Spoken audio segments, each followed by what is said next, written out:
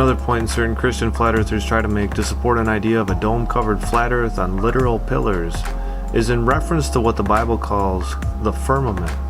This is what flipped me out, because I was a student of the materials of people like Dr. Karl Baugh, Dr. Kent Hovind, others who postulate this idea of the canopy of ice surrounding the earth. That was the firmament that was destroyed at the time of the flood. Problem is, if you go back to Genesis 1 and read the account, it says on day 4 that God put the sun, moon, and stars in the firmament, not outside and around it. So even though I taught that myself as recently as last December at a big conference, I was teaching, the ball surrounded by a canopy model, it doesn't work. And I looked in the Hebrew, I'm like, man, it's in the firmament. Yes, it's in the firmament. I don't know how Rob Skiba could have missed this if he was teaching on the subject, but the Bible clearly states that the firmament was called by God heaven, and that there are 3 heavens. Therefore, there are 3 areas or dimensions known as firmament.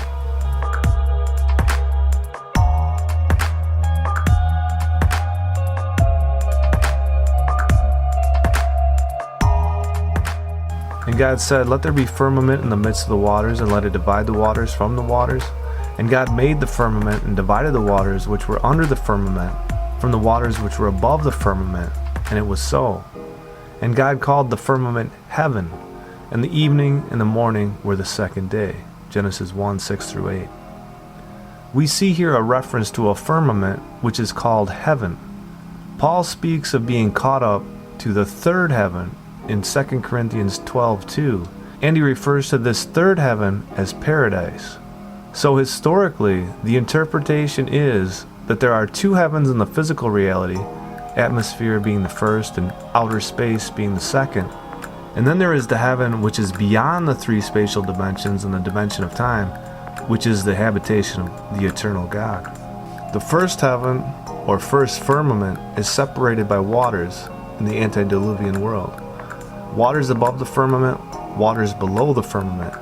Genesis 1:9 and 10 makes clear the waters below the firmament were gathered together by derivative of the creation of dry land and called seas or oceans. It is inferred from the text that the waters above were not merely clouds as seen today, but rather a water canopy encircling the globe. This makes sense to me, but it is not a point we have enough information about in order to be dogmatic about it.